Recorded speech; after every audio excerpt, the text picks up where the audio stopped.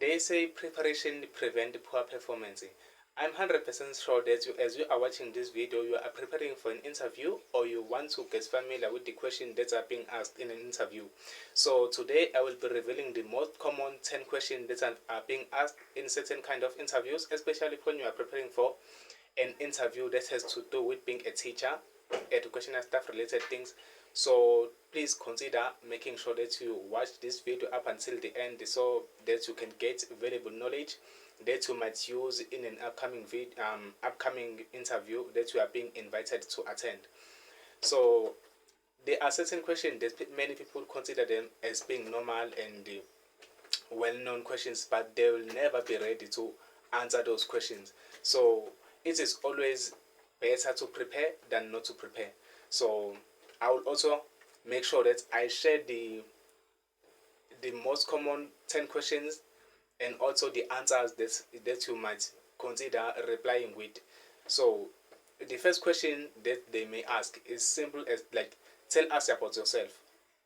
Well, in that question, in tell us about yourself, you may say, firstly, I would like to thank you for giving me this opportunity to be interviewed at your school for the current post that is available.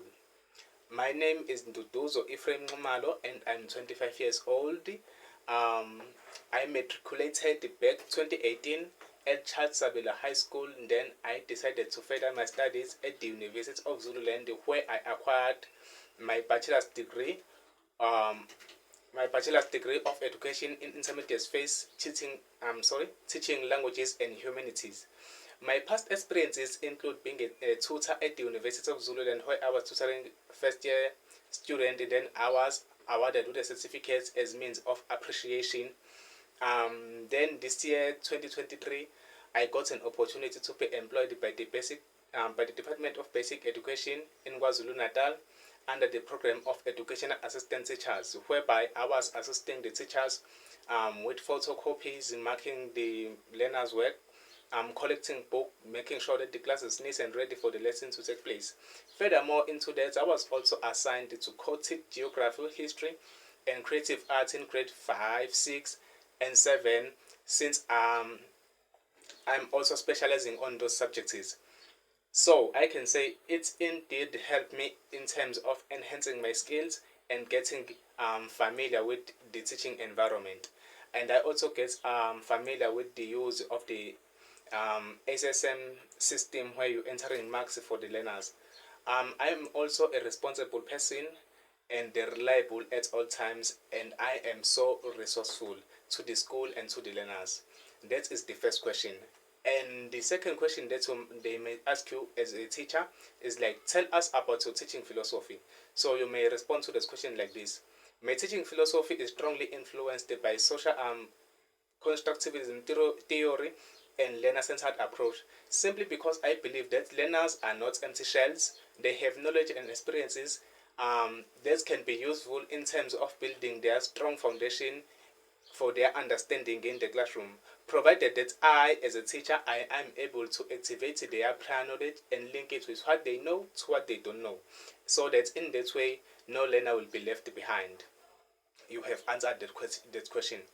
The third question that they may ask is like, why you want to work in our school.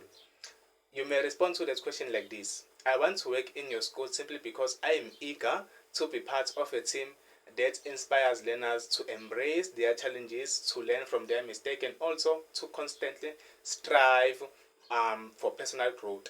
Your school has a reputation of creating a learning environment that encourages learners to be open-minded and also to think for themselves. So I've always wanted to be part of such a team that will motivate me to reach my highest high levels. So that was the third question. The fourth question that they may ask is like, let me check it. How to manage behavior in the classroom. Firstly, prevention is better than cure. So you will put some ways as means of preventing those chaotic and misbehavior that might happen while you are in the classroom. So you will respond like, you will first at the get-go put some strong and firm boundaries that the learners will be able to respect. like putting rules like always be early, don't be late in the school, in the classroom, be ready and prepared for the lesson, always finish your homeworks, your projects, and always show respect to one another and to you, or I should say to me as a teacher. So the way that you usually respond when we are interacting in the classroom, as I will be imposing questions to the learners, it has to always show respect, as you will be expected to show respect to your learners. So the fifth question that they may ask it, teacher strategies that you use. So in that question, you can answer it like this. I have two main strategies that I use: simply teacher-centered and learner-centered. Under this method that I have two, I also have sub strategies that fall under each. Like under teacher-centered method, I also have lecturing, demonstration, memorization, drill, and practice strategies. I use these strategies depending on the situation that I'm facing at a particular time in the classroom. Also under learner-centered method, I also have sub-strategies that fall under it. Strategies like role play, drama, brainstorming, group discussions, debates, and also problem solving. There are so many. So you use these strategies depending on the situation that we are facing in the classroom. So like I can introduce a lesson and then ask learners what they already know about something that has to do. Maybe you are introducing a topic that has to do with weather. Ask learners what they already know about weather. So you take their knowledge and combine it with what you are introducing to them, so that you can build a strong foundation for their understanding. So you're using question and answer strategy. And then you also discuss the different ideas, so now you are putting all these strategies that we have mentioned into one lesson. You first ask them question and answer, and then you are discussing it. You're brainstorming the ideas, you see, you're giving problem solving. So you can use almost 5 strategies in a single lesson. That is your teaching strategies. And also the responsibilities of a teacher. It is your responsibility as a teacher to fully understand the CAPS document, the CAPS document, yes, and also develop different strategies to meet the outcomes of the CAPS document.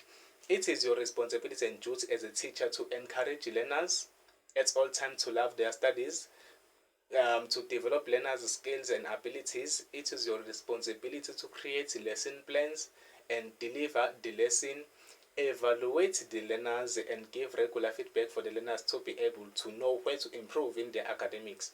And it is also your responsibility to collaborate with your colleagues and making sure that you talk, you interact with the stakeholders of the school and the parents of those learners that you are teaching. And it is highly your responsibility to support your learners at all costs. So let's move to the next question. Sorry about that, I have to look it down here. How to help learners with poor performance? How to improve learners' performance in the school?